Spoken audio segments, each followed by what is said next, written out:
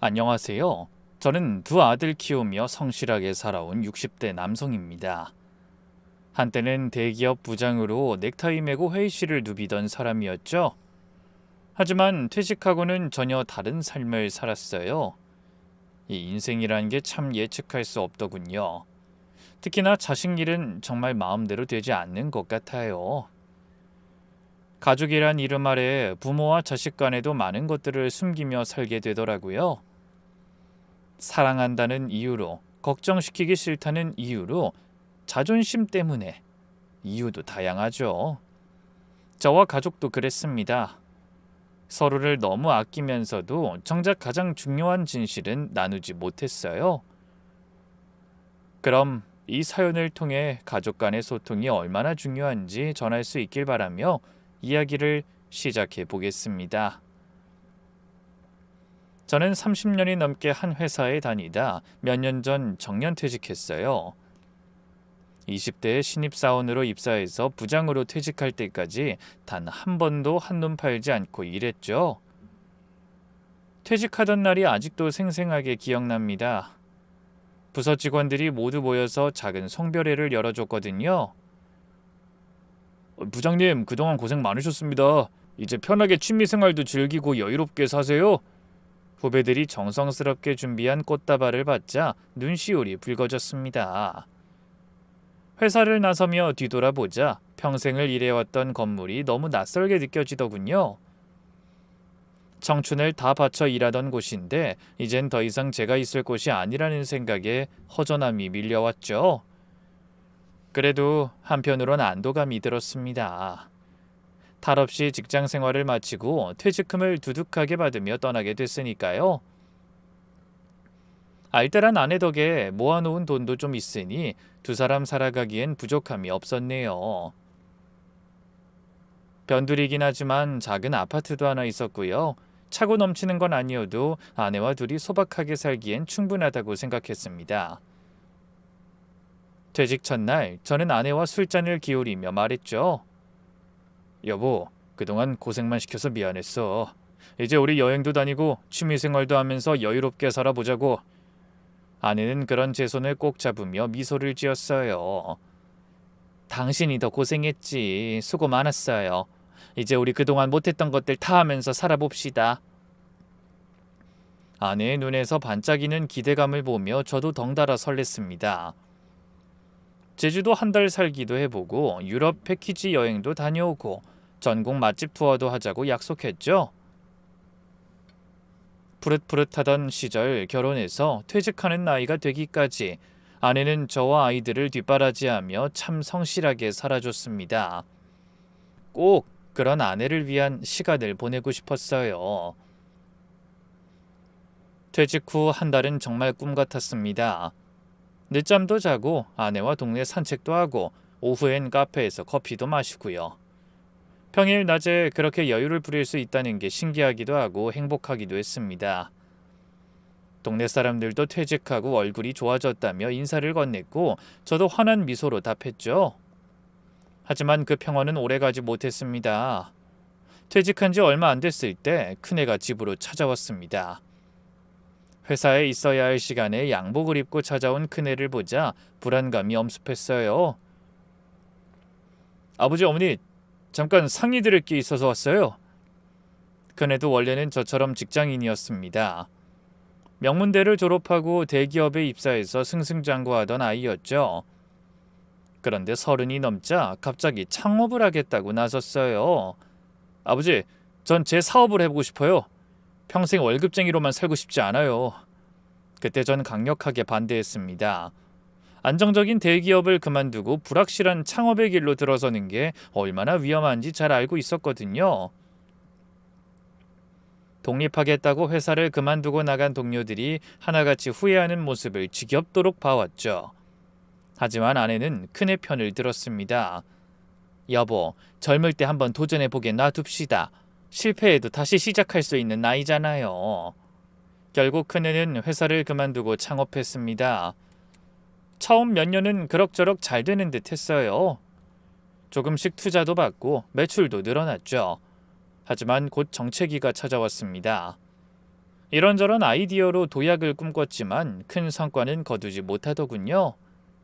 그러던 어느 날 큰애가 모처럼 찾아와 노트북을 꺼내며 말했습니다. 아버지, 이번에 정말 좋은 기회가 생겼어요. 요즘 인터넷 쇼핑 시장이 커지면서 물류가 핵심이 되고 있잖아요. 저희가 개발한 프로그램은 중소 쇼핑몰들의 물류를 통합 관리해주는 서비스예요. 어려운 용어가 이어지자 아내는 어리둥절한 표정이었어요. 하지만 큰애는 열정적으로 사업 계획을 설명했습니다. 시장 규모가 어떻고 경쟁사 대비 우위가 무엇이고 수익 모델이 어떻게 되고 자료도 엄청나게 준비해 와서 설명했죠. 30년 넘게 대기업에서 일한 제가 봐도 그럴듯한 사업 계획이었습니다. 근데 문제는 자금이에요. 기술 개발은 거의 끝났는데 마케팅이랑 영업 조직을 꾸리려면 돈이 많이 필요해요. 순간 거실이 조용해졌습니다. 큰애가 왜 왔는지 알 것 같았죠. 은행 대출은 이미 한도까지 받았고 투자사들은 좀 더 지켜보려는 입장이에요. 근데 지금 당장 움직이지 않으면 경쟁사의 시장을 뺏길 것 같아요. 저를 보는 눈빛이 간절했습니다. 제가 아내에게로 눈을 돌리자 아내도 당황한 표정이었죠. 그래서 말인데 아버지, 퇴직금 좀 빌려주실 수 없을까요? 1년 안에, 아니 최대 2년 안에는 꼭 갚을게요. 이번엔 정말 확실해요. 대기업에서도 관심을 보이고 있고요. 머릿속이 복잡해졌습니다. 퇴직금은 저와 아내의 노후 자금이었어요. 그걸 잃게 되면 여생이 정말 막막해질 것 같았습니다. 하지만 큰애의 간절한 모습을 보니 마음이 약해졌어요. 얼마나 필요한데? 아버지 퇴직금 딱 그 정도만 있으면 될 것 같아요. 아내가 제 팔을 살짝 잡았습니다. 잠깐 부엌에 가자는 신호였죠. 부엌에서 아내가 조용히 말했어요. 여보, 우리 아들 믿어봅시다. 그동안 고생하면서 사업해왔는데 이번이 기회일 수도 있잖아요. 난 도통 무슨 소린지는 하나도 모르겠지만 당신 표정 보니 괜찮은 계획인 거지? 하지만 그건 우리 노후 자금인데. 큰애가 성공하면 다 갚겠지. 자식 하나 성공시키는 것도 노후 준비 아니겠어요? 아내의 말에도 일리가 있었습니다. 무엇보다 큰애가 지난 몇 년간 얼마나 열심히 살았는지 제가 누구보다 잘 알고 있었어요. 새벽까지 일하고 주말도 없이 뛰어다니는 모습을 봐왔으니까요. 결국 저는 어렵게 결심을 굳혔습니다. 알았다. 대신 이번에도 안 되면 사업은 깨끗이 포기하고 재취업해라. 네 아버지, 정말 감사합니다. 실망하시지 않도록 열심히 할게요. 아들은 눈시울까지 붉히며 고개를 숙였습니다. 그렇게 평생을 바쳐 일한 대가로 받은 퇴직금을 큰애 사업에 투자했네요. 그런데 며칠 후 아들이 또 찾아왔습니다. 아버지, 죄송한데 조금만 더 도와주실 수 없을까요? 그 핵심 개발자 2명을 데려올 수 있는 기회가 생겼는데 그 계약금 때문에. 결국 저는 예금 들어둔 돈까지 알뜰하게 털어 모두 큰애 사업에 넣게 됐습니다. 그러고 나니 통장에 남은 돈은 1,000만 원가량이 전부였죠. 그래도 아들이 성공만 하면 다 돌려받을 거라 믿었습니다. 처음 몇 개월은 희망적이었어요.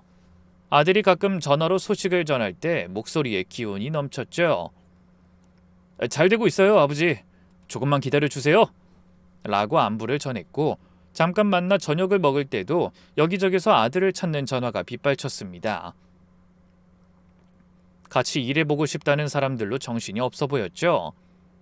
그대로만 가면 대박이 분명해 보였습니다. 그런데 그로부터 1년 정도가 지난 어느 날 새벽 예상치 못한 소식을 듣게 됐어요. 큰애가 떨리는 목소리로 전화를 한 겁니다. 아버지, 죄송해요. 정말 죄송해요. 무슨 일이야? 천천히 말해봐. 사업이 완전히 망했어요. 공동 창업자가 공금을 빼돌려서 잠적했어요. 기술도 가져가고 거래처도 다 빼갔어요. 뭐라고? 저는 말문이 막혔습니다. 아내가 옆에서 전화 소리를 듣고는 그 자리에 주저앉았죠. 넌 일이 그렇게 될 때까지 뭘 하고 있었던 거야? 저는 사업을 키우고 거래처 관리하느라 내부적인 일은 다 동업자가 맡고 있었거든요. 죄송합니다. 정말 죄송해요. 그럼 우리가 투자한 돈은 날아갔어요. 아버지 투자금이랑 제 오피스텔까지 팔아 다 넣었는데 오히려 빚만 떠안게 생겼어요. 그네는 흐느끼기 시작했습니다. 저도 아내도 그런 아들에게 더는 아무 말을 할 수가 없었어요. 아버지, 사실 저 채권자들한테 쫓기고 있어요. 당분간 연락 못 드릴 것 같아요. 정말 죄송해요. 아니, 연락을 못 한다니. 그래도 부모한테 소식은 전해야지. 죄송해요, 아버지. 건강하세요. 그러더니 전화가 일방적으로 끊어졌어요. 다급하게 다시 걸어봤지만 전원이 꺼져 있었죠. 그 후로 큰애는 완전히 잠적해버렸습니다. 전화도 안 되고 오피스텔에 가보니 다른 사람이 살고 있었어요. 아무리 수소문해도 큰애의 행방을 아는 사람이 없었습니다. 저와 아내도 하루아침에 빈털터리가 됐어요. 통장에 남은 1,000만 원으로 남은 삶을 버텨야 했습니다. 국민연금이 나올 때까지만이라도 버텨야 하는데 당장 다음 달 관리비도 걱정이었어요. 여보, 나 일자리 좀 알아볼게. 결국 일주일 만에 제가 입을 열었습니다. 일이요? 아니, 이제 겨우 퇴직해서 좀 편하게 지내나 했더니 아직 국민연금 나오려면 더 버텨야 하고 그거 나온다고 해도 둘이 살긴 턱없이 부족할 거야. 이대로 가만히 있을 순 없잖아. 걱정하지 마. 그래도 내가 대기업 다닌 경력이 몇 년인데 어디 일할 곳 하나 없겠어. 아내가 걱정할까봐 큰 소리쳤지만 막상 일자리를 구하긴 쉽지 않았습니다. 안 그래도 아내는 자신의 권유로 제가 아들에게 투자해 퇴직금을 날렸다며 자책하고 있었어요. 그런 아내 앞에서 저까지 죽는 소리 할 순 없었죠. 하지만 대기업 부장 출신이라는 스펙은 재취업 시장에서 아무 쓸모가 없었습니다. 경비 자리도 많지가 않았고 그나마 50대 희망자도 많아서 경쟁이 치열했어요. 그러던 중 우연히 택시회사 구인 광고를 봤습니다. 60대 환영, 운전면허만 있으면 오케이. 택시 운전, 한 번도 생각해 본 적 없는 일이었죠. 하지만 그때의 저에게 다른 선택지는 없었어요. 적성검사를 받고 택시 운전 자격시험을 봐서 단번에 합격했네요. 회사에서 일주일간 교육을 받고 드디어 택시 운전사가 됐습니다. 첫 출근 날 새벽 조용히 집을 나섰습니다. 아내는 아직 자고 있었죠. 어디 가요? 현관문을 열렸는데 자는 줄 알았던 아내가 밖으로 나와 물었어요. 나 취업했어. 오늘 첫 출근이야. 뭐예요? 아니, 그런 걸 왜 이제야 말해요? 무슨 일인데? 그냥 중소기업 고문이야. 근데 왜 이렇게 일찍 나가요? 운동할 겸 좀 걸어서 버스 타려고. 더 자. 아니, 미리 말했으면 밥이라도 차리는 건데. 괜찮아. 회사에 구내식당 있어서 거기서 아침도 준다고 하더라고. 물론 거짓말이었습니다. 중소기업 고문이라는 것도 구내식당이 있다는 것도요. 하지만 택시 운전한다는 말은 차마 할 수 없었습니다. 평생 대기업에서 일하던 제가 아들의 사업 실패로 다 늙어 낯선 일을 시작한다면 아내가 더 미안해할 것 같았어요. 처음 며칠은 정말 힘들었습니다. 제 차를 운전할 때와 영업용 택시 운전은 전혀 달랐어요. 처음 가보는 곳이 천지였고 도로가 많이 바뀌어 알던 길도 헷갈렸습니다. 잠시만 한눈 팔면 내비게이션을 놓치기 일쑤였죠. 손님들 대하는 것도 어색했습니다. 무엇보다 힘든 건 자존심을 내려놓는 일이었어요. 아저씨, 운전이 왜 이렇게 거칠어요? 똑바로 좀 하세요. 기사님, 신호 놓쳤잖아요. 제가 바쁘다고 했죠. 빨리 좀 가라고요. 아저씨, 제 말 못 들었어요? 에어컨 좀 더 세게 틀라고요. 더워 죽겠는데 귀가 먹었나? 손님들의 말 한마디 한마디가 가슴에 비수처럼 날아와 박혔습니다. 한때는 저도 부하 직원 수십 명을 거느린 부장이었는데 괜히 사람들이 무시하는 것 같은 자격지심에 너무 괴로웠어요. 하지만 이내 마음을 다잡았죠. 일에 귀천이 어딨어? 먹고 살려면 자존심 따윈 접어야지. 왕년에 잘 나가지 않는 사람이 어딨다고. 옛날 생각은 버리자. 그렇게 주문을 걸듯 스스로를 다스리려 하자 시간이 지나면서 조금씩 적응이 됐습니다. 새벽에 출근해서 한밤중이 되어서야 퇴근했지만 먹고 사는데 지장이 없다고 생각하자 마음이 편했어요. 하지만 아내는 걱정이 많았죠. 요즘 너무 늦게 들어오는 거 아니에요? 일이 그렇게 바빠요? 중소기업들이라 인원이 적어서 할 일이 많아. 야근도 자주 하고. 걱정하지 마. 몸은 괜찮아. 거짓말을 하면서도 마음이 편치 않았습니다. 하지만 진실을 말할 준비가 안 돼 있었죠. 그렇게 택시 운전에 적응해 가고 있던 어느 날, 강남에서 손님을 태우고 가던 중이었습니다. 신호등에서 대기하고 있는데 뒤에서 쿵 하는 소리와 함께 충격이 느껴졌어요. 운전자가 핸드폰을 보다가 브레이크를 늦게 밟은 것이었죠. 죄송합니다. 괜찮으세요? 상대 운전자가 당황해서 물었습니다. 목과 허리에 통증이 있었지만 큰일은 아닌 것 같았어요.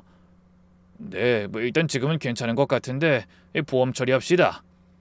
그런데 사고 후 허리에 통증이 느껴져 병원에 가서 검사를 받으니 디스크가 악화됐다고 하더군요. 원래도 좋은 상태는 아니었는데 사고 충격으로 더 나빠진 거라고요. 최소 2주는 절대 안정이 필요합니다. 특히 장시간 운전은 절대 하지 마세요. 의사의 말에도 불구하고 저는 다음 날부터 다시 운전대를 잡았습니다. 하루 쉬면 하루 벌이가 없어지는데 어떻게 쉬겠어요? 회사에서도 좋아할 리 없고요. 결국 파스 붙이고 진통제 먹으며 버텼죠. 허리가 아파서 제대로 앉아있기 힘들 때도 많았어요. 신호대기 중에는 잠깐씩 차에서 내려 허리를 펴기도 했죠. 밤에 집에 들어가면 아내 몰래 파스를 붙였어요. 아내가 냄새를 맡고 물으면 바쁘게 둘러댔죠. 사무실에서 계속 앉아서 컴퓨터만 보니까 좀 뻐근하더라고. 그러다 하루는 유독 허리 통증이 심해 잠을 설쳤습니다. 새벽에 일어나 씻으려고 했지만 침대에서 일어나는 것조차 고통스러웠죠. 겨우 몸을 일으켜 화장실로 가며 생각했어요. 오늘은 정말 심상치가 않네. 이따 병원 가서 주사라도 한 대 맞아야지. 하지만 출근까지 하고도 그날은 도저히 정상적으로 일을 할 수가 없더라고요. 그래서 결국 엉거주춤 선 채 관리자에게 말했어요. 저 죄송합니다. 오늘 몸이 안 좋아서 좀 쉬어야 할 것 같습니다. 김 기사님 또 허리 아프신 거죠? 요즘 자주 그러시네. 네, 죄송합니다. 오늘 병원 가서 치료받고 내일은 이상 없이 일하겠습니다. 눈시를 보며 병가를 내고 병원에 가서 진료를 받았습니다. 의사가 제법 심각한 표정으로 한숨을 쉬며 말했죠. 이 정도면 당장 입원해서 치료받으셔야 합니다. 저기 당장 입원은 못하고 그냥 주사만 맞고 갈 수 없을까요? 이 상태로 계속 무리하시면 정말 큰일 납니다. 의사의 경고에도 저는 입원을 거부했습니다. 입원하면 아내에게 숨겨온 모든 걸 설명해야 하니까요. 결국 주사와 물리치료만 받고 진통제를 처방받아 병원 문을 나섰습니다. 꼭 안정을 취하셔야 합니다. 특히 운전하시는 거 절대 안 됩니다. 일은 쉬셔야 해요. 의사의 당부를 뒤로하고 집으로 향했어요. 가는 길에 혹시나 아내가 놀랄까 싶어서 먼저 전화를 걸었습니다. 여보, 나 지금 집에 가고 있어. 네? 아니 왜? 무슨 일 있는 거예요? 별일은 아니고 그냥 몸살 기운이 좀 있어서. 아니 그런 기색 없더니. 그래서 지금 어딘데요? 나 거의 다 왔어. 이제 5분이면 도착할 거야. 여보, 잠깐만 오지 말아봐. 조금만 기다려요. 아내의 목소리가 평소와 달랐습니다. 당황한 듯한 목소리였죠. 뭐? 아니 왜? 나 지금 아파서 집에 가는 거야. 무슨 일인데 그래? 아니 다른 건 아니고 집이 너무 지저분해서 청소 좀 하고. 나 있을 때 하면 어때? 난 방에서 자고 있을 테니 마음대로 해. 안 돼. 너무 엉망이라서 그러니까 10분만, 딱 10분만 기다려요. 하지만 전 허리가 너무 아파서 도저히 1분도 서 있기가 힘들었어요. 그래서 청소고 뭐고 무슨 상관이 있나 싶어 그냥 집으로 갔습니다. 그런데 제가 집 안으로 들어가려던 찰나 안에서 누군가 먼저 문을 열고 나오더라고요. 신혼부부인 것 같았습니다. 그 부부가 나간 뒤 집 안으로 들어서다 다시 한번 놀랐어요. 거실에 낯선 사람들이 서너 명 더 있었거든요. 그중 한 명은 낯이 익은 부동산 사장이었습니다. 수년 전 아내와 저에게 그 집을 소개해준 남자기도 했죠. 사장은 저를 보더니 웃으며 아는 척을 했어요. 아유, 오랜만입니다, 어르신. 어쩌면 두 분이 집을 이렇게 깔끔하게 쓰셨어요. 이사 오신 게 10년이 넘었는데 그때보다 더 깨끗하네요. 그 말에도 저는 영문을 몰라 고개를 끄덕이기만 하고 별다른 말을 하지 못했어요. 그러자 곧이어 남자의 입에서 기겁할 말이 쏟아져 나왔습니다. 깨끗한 집을 금매로 내놓으셔서 관심 있는 분들이 많아요. 워낙 관리가 잘 돼 있어서 다들 마음에 들어 하시네요. 저는 너무 놀라서 속으로 다시 그 말을 되짚어봤어요. 금매? 그럼 우리 집을 팔겠다는 건가? 믿을 수 없었죠. 아내가 제 동의도 없이 집을 내놨다는 게 말이 안 된다고 생각했거든요. 하지만 제 마음을 알 리 없는 부동산 사장은 웃으며 말했습니다. 빨리 계약할 수 있을 것 같습니다. 벌써 3팀이나 봤는데 다들 긍정적이네요. 그러면서 계속 뭐라고 말하는데 그 말이 더는 제 귀에 들어오지 않았어요. 그때 부엌에서 나오던 아내와 눈이 마주쳤습니다. 저를 본 아내는 창백한 얼굴로 손을 부들부들 떨며 아무 말도 못했어요. 놀란 제가 다급하게 입을 열었죠. 죄송합니다만 오늘은 여기까지 하시죠. 제가 아직 동의하지 않은 사항이라서요. 네? 아니 그게 갑자기 무슨 말씀이신지. 그럼 두 분이 상의하지도 않으시고 물건을 내놓으신 건가요? 죄송합니다. 저희가 먼저 충분히 얘기를 나누고 나중에 다시 연락드리겠습니다. 부동산 사장과 집 보러 온 사람들은 황당한 표정으로 아내를 향해 고개를 돌렸어요. 아내는 붉어진 얼굴로 고개를 숙인 채 아무 말도 하지 못했죠. 그럼 나중에 연락 주세요. 이게 무슨 일인지. 오늘 일부러 시간 내서 오신 분들인데 이거 참. 사장은 난감한 듯 입술을 깨물더니 인상을 구긴 채 손님들에게 양해를 구하고 집을 나섰습니다. 어색한 분위기 속에 사람들이 빠져나가고 드디어 집안엔 아내와 저 두 사람만 남게 됐어요. 하지만 둘 다 아무 말도 못하고 잠시 무거운 침묵만 흘렀습니다. 아내는 여전히 쩔쩔매며 절 제대로 바라보지 못했어요. 얼굴은 퍼렇고 입술은 파르르 떨리고 있었죠. 저는 아내에게 천천히 다가갔습니다. 끊어질 듯 아픈 허리 통증이 밀려왔지만 너무 경황이 없어 가만히 있을 수가 없었네요. 설명 좀 해줄래? 저는 아무렇지 않게 묻는다고 생각했는데 목소리가 심하게 떨리더군요. 이 분노인지 배신감인지 아니면 슬픔인지 모를 감정이 뒤섞여 제 마음대로 제어가 되지 않는 기분이었어요. 하지만 아내는 대답 대신 갑자기 바닥에 주저앉아 흐느끼기 시작했습니다. 여보 미안해. 진짜 미안해요. 아내의 울음소리가 집안에 울려 퍼졌습니다. 저는 말없이 그 옆에 앉았어요. 허리 통증은 여전했지만 그 순간만큼은 허리보다 마음이 더 아픈 것 같았네요. 왜 이런 일을 나한테 말도 없이 결정한 거야? 집을 파는 게 얼마나 큰일인지 몰라? 알아요. 알지만 어쩔 수 없었어요.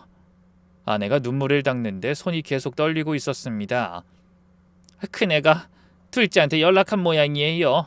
뭐? 큰애가? 언제? 저는 놀라서 아내를 쳐다봤습니다. 큰애는 사업 실패 후 완전히 잠적한 상태였는데 둘째에게 연락을 했다니 갑자기 심장이 요동쳤어요. 보름 전쯤에. 근데 왜 말을 안 했어? 어디서 어떻게 지내고 있는 거야? 연락처는? 그럼 둘째는 큰애랑 연락이 되는 거야? 청훈이가 연락처를 아는 건 아니고 큰애가 그냥 일방적으로 연락하는 모양이에요. 근데 큰애가 지금 사채업자들한테 쫓기고 있다네요. 아내는 울먹이며 이야기를 이어갔습니다. 재기해보려고 뭘 또 시작했다가 사채까지 써서 빚이 엄청난가 봐요. 처음에 빌린 돈은 그 정도는 아니었는데 이자가 불어나서 감당이 안 된다고. 이 무서운 인간들이 아주 애를 들들 볶는 모양이에요. 돈 갚으라고. 머릿속이 복잡해졌습니다. 큰애가 빚에 쫓기고 있다니. 하지만 아무리 그렇다고 하나 남은 집마저 팔 순 없는 일이었습니다. 그래도 집을 팔 수는 없지. 이 집이 우리가 가진 전부인데. 나도 알아요. 하지만 큰애가 정말 위험하다는데 어떻게 가만히 있어요? 자신이 죽을지도 모른다는데 이깟 집이 무슨 소용이라고. 아내가 또다시 감정이 복받치는지 눈물을 흘리느라 제대로 말을 잇지 못했어요. 당신한테 말하려고 했어요. 정말 여러 번 말하려고 했는데 당신이 큰애 얘기만 나오면 화를 내잖아요. 사업 말아먹어서 당신 퇴직금도 다 날리고 이렇게 만들었다고. 맞습니다. 저는 큰애가 사업 실패하고 잠적한 후로 아내 앞에서 저도 모르게 큰애를 원망하는 말을 자주 했어요. 노후 자금을 다 날려먹고 도망간 놈이라고요. 술 한잔하면 더 했죠. 자식 하나 없는 셈 친다고 이제 전화와도 받지 말라고도 했죠. 그래서 당신 몰래. 미안해요. 하지만 다른 방법이 없었어요. 우리한테 남은 게 이 집밖에 없잖아요. 자식이 위험하다는데 뭘 따져요? 그럼 집 팔고 우린 어디서 살아? 길거리에 나 앉자는 거야? 우리야 작은 월세방이라도 구해서 어떻게든 살 수 있잖아요. 하지만 큰애는 이러다 정말 무슨 일 당할지 모른다고요. 화가 치밀어 올랐습니다. 아내에 대한 배신감, 큰애에 대한 분노, 모든 감정이 뒤섞였어요. 당신은 자식만 생각하는 거야? 난 어떻게 되든 상관없어. 그런 게 아니잖아요. 그런 거 아니면 뭐야? 내가 이 나이에. 말하다가 멈칫댔습니다. 택시 운전한다는 말이 목구멍까지 올라왔지만 간신히 참았어요. 내가 이 나이에 얼마나 고생하는지 알아? 알아요. 당신이 새벽같이 일어나서 힘들게 일하는 거 다 알아요. 그 말에 저는 가슴으로 울었습니다. 아내는 제가 매일 새벽에 나가서 밤 늦게까지 택시를 보는 줄은 꿈에도 모르고 있었죠. 당신이 뭘 알아? 뭘 안다고 그런 소리를 하는 거야? 갑자기 폭발하듯 소리치는 제 목소리에 아내가 놀란 표정으로 바라봤습니다. 여보, 제 취업, 중소기업 고문. 서름에 겨워 이성이 날아가 버렸죠. 더는 참을 수 없었어요. 내가 지금 뭘 하고 있는 줄 알아? 택시 운전해! 당신 남편이 택시 운전사가 됐다고! 아내의 눈이 커졌습니다. 믿을 수 없다는 표정이었죠. 택시 운전? 그래! 매일 새벽에 나가서 밤 늦게까지 택시 몰아! 딸 같은 여자들이 반말하고 욕하는 건 일도 아니라고! 술 취한 사람들이 토한 것까지 치웠어! 아내는 충격을 받은 듯 입을 다물지 못했습니다. 왜 그런 걸 숨긴 거예요? 그것도 벌써 몇 달째를. 내가 택시 운전한다는 걸 당신한테 어떻게 말해? 안 그래도 큰애 일 때문에 주눅 들어있는 사람한테 어떻게. 아내의 눈에서 또 눈물이 흘렀어요. 하지만 한번 털어놓자 봇물 터지듯 서러운 기억이 되살아나 멈춰지지 않았어요. 그것뿐인 줄 알아? 얼마 전엔 교통사고도 났어. 그 후유증으로 허리랑 어깨가 너무 아픈데 매일 진통제 먹으면서 운전한다고. 당신이 그런 내 상황을 알아? 사고까지? 왜 그런 걸 말 안 했어요? 당신이 걱정하고 말릴까봐 그랬지. 어떻게든 가장 노릇해보려고. 아내는 손으로 얼굴을 가리고 아예 흐느끼기 시작했어요. 미안해요. 정말 미안해요. 그러더니 갑자기 제 손을 잡았습니다. 정말 몰랐어요. 당신이 그렇게 힘든 일을 하는 줄 전혀 몰랐어요. 알았으면 뭐가 달라졌을 것 같아? 당신은 나한테 말도 없이 집까지 팔아 자식한테 알뜰하게 퍼주려고 한 사람이잖아. 미안해요. 당신이 큰애한테 너무 화가 나 있어서 말하면 분명히 절대 안 된다고 할 것 같았어요.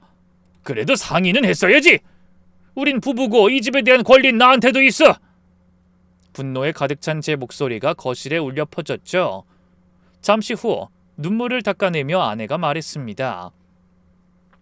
둘째가 형이 정말 심각한 상황이라고 했어요. 아마 큰애가 엄청나게 운 것 같더라고요. 그러면서도 어디 있는진 말하질 않나 봐요.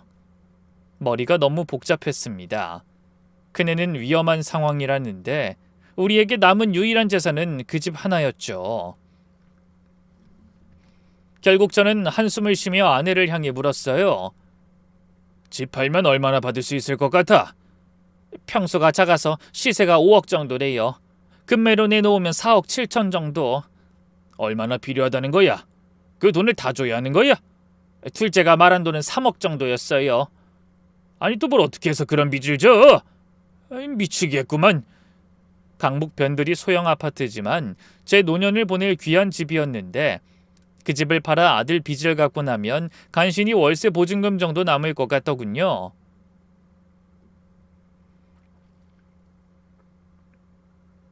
미안해요. 다 내 잘못이에요.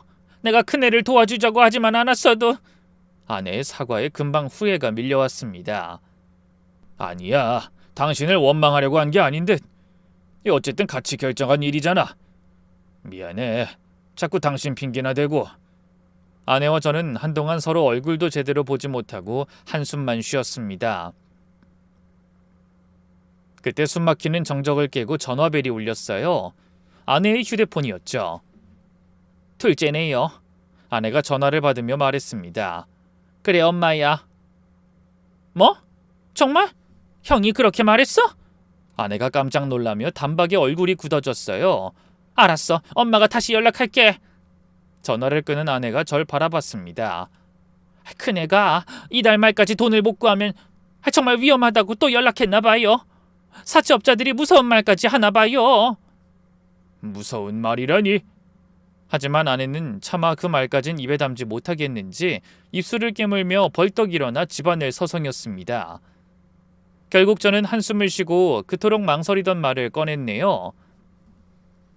그래, 이 집 팔자. 오늘 온 사람 중에 가장 먼저 돈 줄 수 있는 사람한테 팔겠다고 해. 아내는 눈을 동그랗게 뜨고 물었어요. 여보, 정말 괜찮겠어요? 괜찮을 리가 있어. 하지만 어쩔 수 없잖아. 자식이 위험하다는데. 내가 청춘을 다 바쳐 일한 이유가 뭔데? 노후 준비도 준비지만 자식 잘 키우려고 그런 거잖아. 지금 애한테 무슨 일 생기면 그게 다 무슨 소용이야. 그렇게 저와 아내는 집을 팔기로 했습니다. 한참을 고민했지만 다른 방법이 없었죠.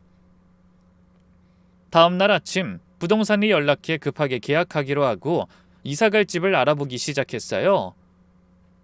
시간이 많지 않아 마음이 조급해졌죠. 저는 일을 해야 하니 아내가 발품을 팔아 부지런히 가격에 맞는 집을 알아봤어요. 그러고는 일주일 뒤에 저를 경기도 인근으로 데려가 20년이 넘은 구축 소형 아파트를 보여줬습니다. 여보, 여기가 서울이랑 좀 떨어지고 연식이 오래돼서 그렇지 우리가 가진 돈으로도 월세 아니고 전세를 얻을 수 있다고 하더라고요. 아내는 가능한 나가는 돈을 줄여보려고 이런저런 생각을 한 것 같더군요. 저는 어쩔 수 없이 튀어나오는 한숨을 감추며 고개를 끄덕였습니다. 그래, 여기로 하자. 둘이 살기엔 충분하네. 경기도에서 서울까지 새벽에 출근할 생각을 하니 까마득하더라고요. 그래도 별다른 수가 없고 아내의 고생을 무시할 수 없어 간 김에 계약까지 하고 나왔습니다. 열심히 살았으면 형편이 나아져야 하는데 저는 서울에서 경기도로 24평 아파트에서 18평으로 인생이 곤두박질 친 것 같아 참 허무하더군요. 하지만 더는 후회하지 않기로 했습니다. 그런 노력으로 큰애를 살릴 수만 있다면 그것보다 더 중요한 건 없었으니까요. 이사할 때 평수를 줄여가야 하니 아껴온 살림을 대부분 버려야 했습니다.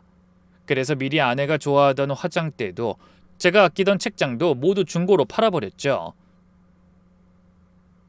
미안해요. 당신이 아끼던 것들인데. 아내는 또 저에게 사과했습니다. 괜찮아. 물건보다 사람이 중요하지. 그리고 이제 나한테 더는 그러지 마. 큰애가 어디 당신 자식이기만 해. 나도 속이 시끄러워서 괜한 당신한테 화를 냈지만 이제 다 결정하고 나니 오히려 마음이 편해. 그렇게 최소한의 집만 가지고 이사했습니다. 좁고 불편했지만 그래도 둘이 함께라 또 금방 적응할 수 있을 거라고 생각했네요. 집을 판 돈에서 전세금을 빼고 남은 돈을 둘째에게 건넸습니다. 큰애 계좌로 직접 송금한다고 하자 둘째가 다급하게 말렸거든요. 안 돼요. 형 지금 은행 거래 다 정지됐을 거예요. 괜히 송금하면 돈은 찾지도 못하고 묶여버릴 수도 있어요. 아, 그렇구나. 그럼 어떻게 하지? 그냥 다 현금으로 준비해 주세요. 뭐? 아니 그 많은 걸 현금으로? 네, 사채업자들이 현금을 선호하나 봐요. 그래서 은행에서 나머지 돈을 다 현금으로 찾아 이사한 집에서 기다리자 둘째 아들이 찾아왔어요. 저는 돈을 건네며 말했습니다. 이 돈 형한테 잘 전해주고 아비 말도 좀 전해다오. 빚 다 갚고 새 출발하거든 집으로 꼭 찾아오라고. 둘째 아들은 무거운 표정으로 돈을 받아들며 대답했어요. 네, 형이 정말 고마워할 거예요. 꼭 갚겠다고 했으니까 걱정하지 마세요. 됐다. 갚을 생각 말고 제 앞가림이나 제대로 하라고 해. 다신 이런 일 없었으면 좋겠다고. 에이, 걱정하지 마세요. 형도 이제 정신 차리겠죠. 그런 둘째 아들을 보고 아내가 걱정스러운 얼굴로 물었습니다. 근데 큰애는 어디서 만나기로 한 거야? 우리도 같이 가면 안 되는 거니? 아내의 말에 둘째가 펄쩍 뛰며 손사래를 쳤어요. 아이, 절대 안 돼요. 저한테도 얼마나 조심스럽게 연락하는데. 엄마 아버지 모시고 가면 형이 무슨 면목으로 이 돈을 받겠어요. 그러다 나쁜 마음이라도 먹으면 어떡해요. 그 말에 아내가 기겁하며 입을 막았습니다. 그래서 큰애의 안부를 확인하고 싶은 마음을 꾹 누르고 모든 일을 둘째에게 일임했어요. 아들이 돈을 가지고 떠난 후 아내와 저는 이사한 집에서 처음 맞는 밤을 뜬 눈으로 보냈습니다. 천장이 낮아서 답답하고 벽이 얇아서 옆집 소리가 다 들리더군요. 하지만 적어도 마음의 짐은 어느 정도 가벼워진 것 같았어요. 신변을 위협받던 큰아들이 편해질 거라는 생각에 안도감이 들었거든요. 그 뒤로 며칠이 지났습니다. 저는 마음을 잡고 다시 택시 운전에 집중했어요. 그동안 아내가 찜질도 해주고 이것저것 신경 써준 덕에 허리 통증이 많이 줄어 일하는 게 한결 편해졌거든요. 그렇게 이사하고 일주일쯤 지난 어느 날 일을 마치고 돌아온 늦은 시간에 누군가 현관문을 두드렸습니다. 신발을 벗고 집 안으로 들어서던 저는 놀라서 뒤돌아봤어요. 똑똑똑. 또 고요함을 뚫고 어둠 속에서 노크 소리가 들렸습니다. 누구세요? 제가 조용히 물었지만 아무 말도 없더라고요. 의아한 마음이 들어 망설이다 살짝 문을 열자 거기엔 정장을 차려입은 남자가 서 있었습니다. 머리를 깔끔하게 넘겼고 얼굴은 말끔하게 면도가 되어 있는 너무나 낯익은 얼굴, 바로 제 큰아들이었어요. 아버지! 아무리 눈을 씻고 다시 봐도 분명 사업망에 잠적했던 큰애였어요. 헌데 동업자에게 뒤통수 맞아 수척하고 초췌했던 모습은 온데간데 없고 오히려 예전보다 더 건강해 보였습니다. 석훈아! 아들의 목소리를 듣고 거실로 나왔던 아내가 큰애를 끌어안았습니다. 저는 멍하니 그 모습을 바라보며 서 있었죠. 숨어 다닌다던 큰애가 멀쩡한 모습으로 나타나다니. 엄마! 큰애가 아내를 안은 채 저를 향해 고개를 숙였습니다. 저는 눈물을 왈칵 쏟았지만 애써 담담하게 말했네요. 들어와라. 좁은 집 안으로 아들을 들였습니다. 큰애는 주변을 둘러보며 눈시울을 붉혔어요. 엄마 아버지가 여기서... 앉아라.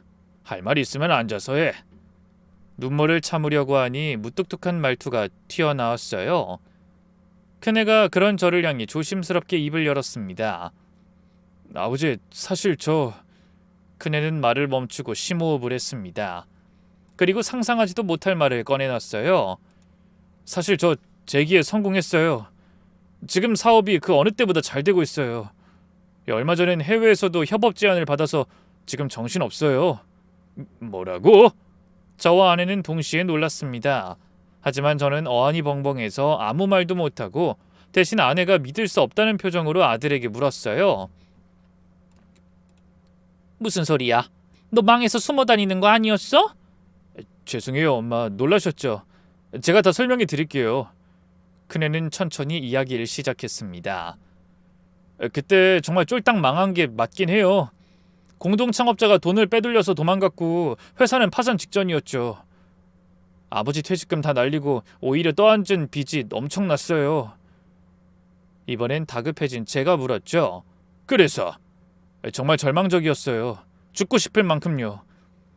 그래도 포기가 안 되더라고요. 아버지 퇴직금까지 털어넣었는데 그대로 끝낼 순 없었어요. 큰애의 눈에 눈물이 맺혔습니다. 그때 기적 같은 일이 일어났어요. 예전에 제 사업 계획서를 봤던 캐피탈 투자자가 연락을 한 거예요. 절 믿고 투자하고 싶다고요. 투자를? 네. 그래서 10억을 투자받았어요. 그 돈으로 빚을 갚고 새로운 팀도 꾸렸고요. 그리고 밤낮 없이 일했죠. 정말 숨쉬는 시간 빼고는 회사를 위해서만 살았어요. 저는 신기한 마음에 저도 모르게 추임새가 터져나왔어요. 세상에, 아니 무슨 그런 일이. 그래서 그네는 계속 이야기를 이어나갔습니다. 3달 만에 새로운 프로그램을 선보였고 여기저기서 연락이 오기 시작했어요. 그러다 결국 대기업과 계약을 맺게 됐죠. 그 뒤로는 순풍에 돛단 것 같았어요. 매출이 급격히 늘어났고 수익 구조가 안정적으로 바뀌었어요. 지금은 직원도 많이 늘었고 순이익도 장난 아니에요. 믿을 수가 없었습니다. 다 망하고 도망 다닌다던 큰아들이 엄청난 성공을 거둔 겁니다. 너무 놀랐는지 입을 다물지 못하던 아내가 말까지 더듬으며 물었어요. 그럼 왜 연락 한 번이 없고 왜 숨어 다닌다고 한 거야? 그네가 고개를 숙였습니다. 너무 죄송해서요.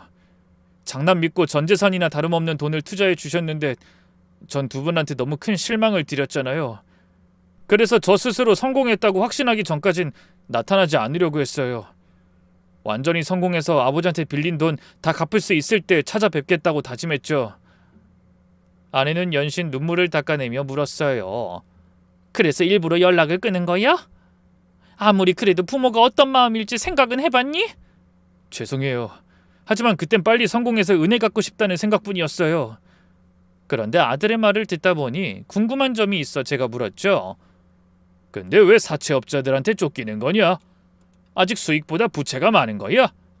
하지만 아들은 제 말을 이해하지 못하겠다는 듯 고개를 갸웃거리며 말했어요. 네? 쫓기다뇨? 그런 일 없어요. 빚은 이미 한참 전에 투자받고 다 해결했거든요. 저는 놀라서 목소리가 높아졌습니다. 뭐? 아니 그럼 이게 어떻게 된 일이야? 둘째가 이 정훈이가 그렇게 말했는데. 큰애의 표정이 갑자기 어두워졌네요. 정훈이요? 정훈이가 어떻게 제 상황을 알아요? 네가 정훈이한테만 연락했다며? 그래서 얼마 전에도 직접 만나지 않았니? 제 물음에 큰아들은 영문을 모르겠다는 듯 오히려 되물었어요. 제가 정훈이를 만났다고요? 그런 적 없어요. 만나긴커녕 정훈이한테 따로 연락한 적도 없는데. 생각지도 못한 말이라 너무 많이 놀랐습니다. 큰아들의 말대로라면 둘째가 한 모든 행동이 전부 새빨간 거짓이었다는 말이 되는 거니까요. 저는 애써 침착함을 유지하려 노력하며 말했어요. 정훈이가 형이 위험하다고, 사채업자한테 쫓긴다고 분명히 그렇게 말했는데.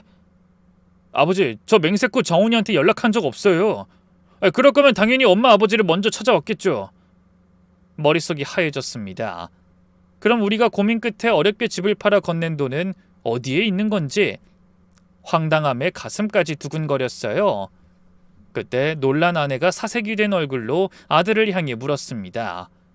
그럼 우리가 준 돈은 그건 못 받은 거니? 그네가 눈을 크게 뜨고 되물었어요. 돈이라뇨? 정훈이한테 돈을 주셨어요? 그래. 너한테 전해주라고, 빚 갚으라고 우리가 아파트까지 팔아서 현금으로 엄청난 돈을 줬는데.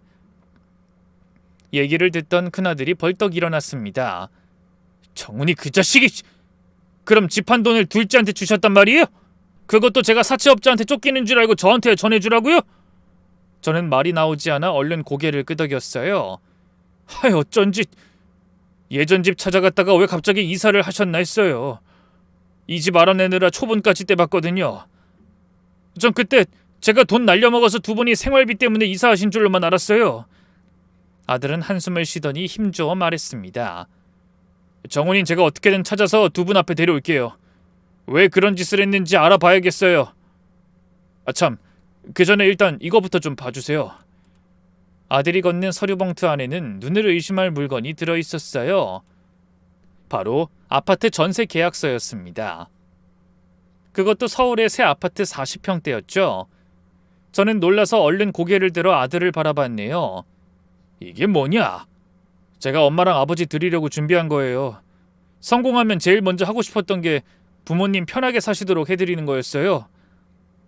저와 아내는 말을 잇지 못했습니다. 여기서 얼른 이사하세요. 예전 집보다도 한창 좁잖아요. 비록 지금은 전세지만 더 죽기 살기로 노력해서 반드시 3년 안에 마당 딸린 전원주택 마련해 드릴게요. 석훈아? 아내는 또 눈물바람이었죠. 지금 이 구조면 아버지께 빌린 돈은 반년이면 다 갚을 수 있을 것 같아요. 한꺼번엔 못 드리지만 6개월 동안 매달 보내드릴게요. 그네는 또 다른 서류를 꺼냈습니다. 그리고 이건 아버지께 제안하는 거예요. 아버지를 우리 회사 고문으로 모시고 싶어서요. 뭐? 고문? 네. 아버지의 30년 경험이 필요해요. 앞으로 대기업을 상대로 할 일이 많은데 오랜 세월의 그 경험을 저와 회사의 발전을 위해서 써주세요. 월급은 동종업계 최고 대우로 해드릴게요. 저는 놀라서 입술까지 바짝 말랐습니다. 뭐? 나한테 너희 회사에서 일을 하라고? 네. 부탁드려요. 저 좀 도와주세요. 그네는 진심인 듯 했습니다. 눈빛에서 간절함이 느껴졌죠. 저는 어떻게 말해야 할지 몰라 한참을 망설이다 간신히 대답했습니다.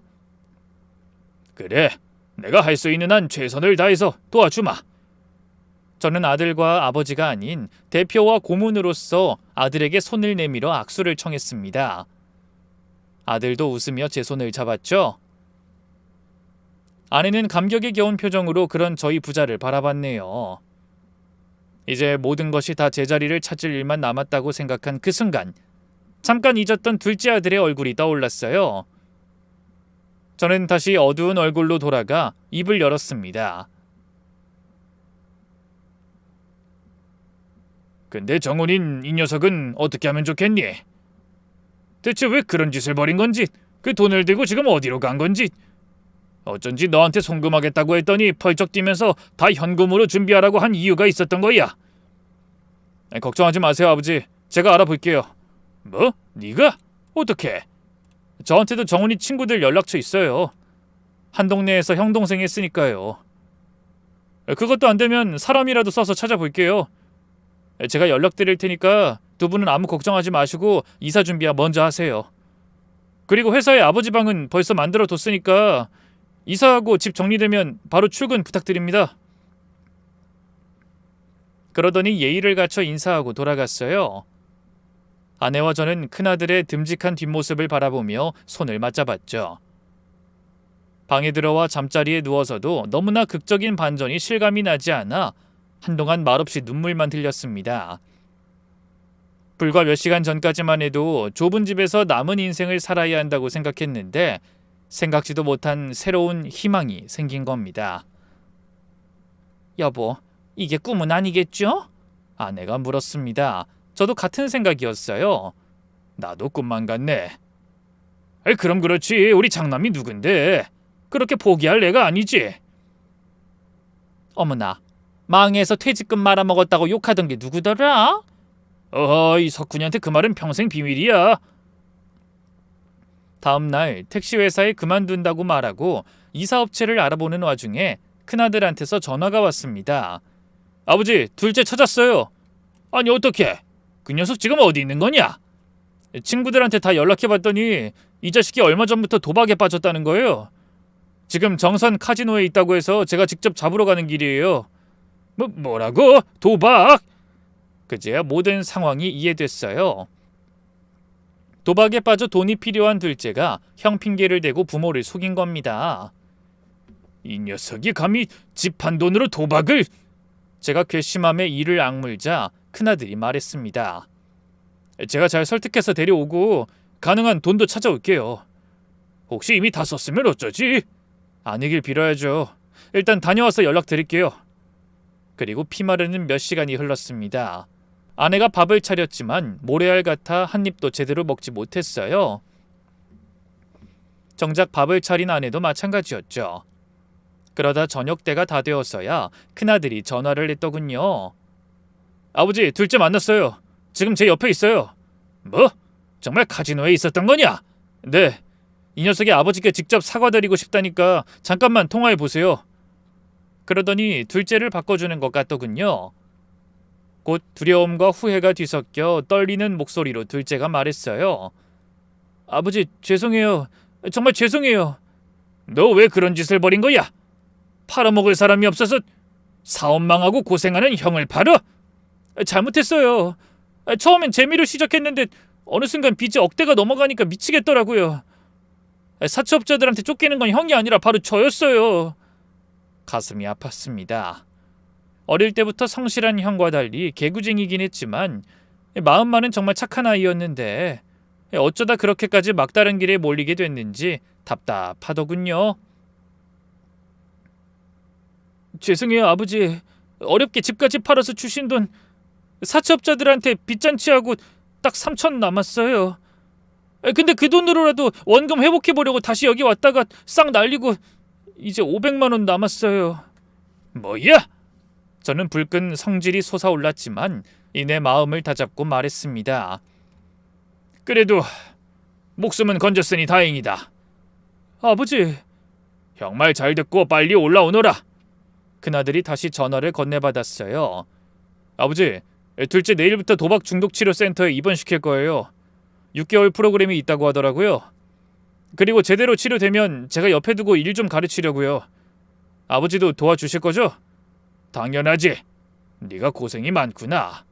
아니에요. 제가 사업한답시고 집안을 어수선하게 만들어서 그런 것 같아요. 저도 마음이 무거워요. 이제부터라도 둘째 제대로 챙길게요. 다음 날 이사업체가 와서 짐을 전부 실어냈습니다. 한 달에 2번이나 이사하게 되는 날이 올 줄은 몰랐다며 아내와 둘이 웃었네요. 이번엔 짐이 워낙 적어서 금방 끝나더라고요. 이사한 집에 들어서 현관을 열자 아내가 감탄사를 내뱉었습니다.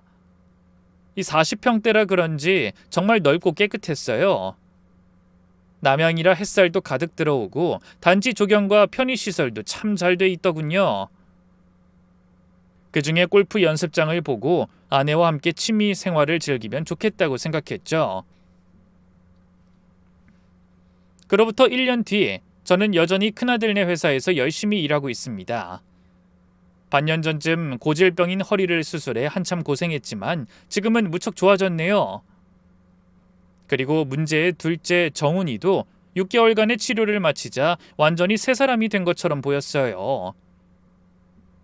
도박을 끊고 큰애 회사에서 말단 직원으로 일하기 시작했거든요. 큰애는 약속대로 매달 빌린 돈을 갚았습니다. 그래서 제 퇴직금이 들어있던 통장이 다시 두둑해지고 있답니다. 이렇게 빨리 갚을 필요 없어. 회사 운영하는 데 쓰고 천천히 갚아도 돼. 언젠가 제가 아들한테 한 말입니다. 아들은 그때 저에게 이런 말을 하더군요. 아니에요. 빨리 갚고 마음의 빚을 덜고 싶어요. 참 대견하고 기특했죠. 그 뒤로 우리 가족의 삶도 완전히 달라졌습니다. 매주 일요일이면 무슨 일이 있어도 온 가족이 모여 저녁을 먹었어요. 특히 올해부터는 큰애가 데려온 예비 며느리까지 집안이 더욱 북적이죠. 그럴 때 저는 가족들에게 이런 말을 합니다. 우리 가족 참 어렵게 돌아 이 자리에 왔지만 다들 참고 버텨줘서 고맙다. 앞으로는 무슨 일이 있어도 서로 비밀 만들지 말고 기대고 응원하면서 살자꾸나. 가족들이 고개를 끄덕였습니다. 창밖으로 노을이 지고 있었죠. 붉은 햇살이 식탁을 비추자 따뜻한 온기가 집안에 가득 채웠습니다. 가족의 웃음소리가 창문을 넘어 멀리 퍼져나갔어요. 부디 앞으로 다시는 우리 가족에게 전과 같은 시련이 오지 않길 바라는 마음이 간절합니다. 하지만 만약 또 다른 시련이 닥친다 해도 우린 이제 서로에 대한 믿음으로 어떤 어려움이라도 이겨낼 준비가 되어 있습니다. 시련을 통해 가족으로서 더욱 단단하게 새로 태어난 겁니다. 인생이란 참 알 수 없죠. 그러니 여러분도 가장 힘들 때 가장 큰 선물을 받게 되고 가장 어두울 때 새벽이 가까이 있다는 것을 부디 잊지 마시길 바랍니다. 그럼 오늘도 사랑이 충만한 하루 보내시길 바라며 저는 이만 인사드리겠습니다. 감사합니다.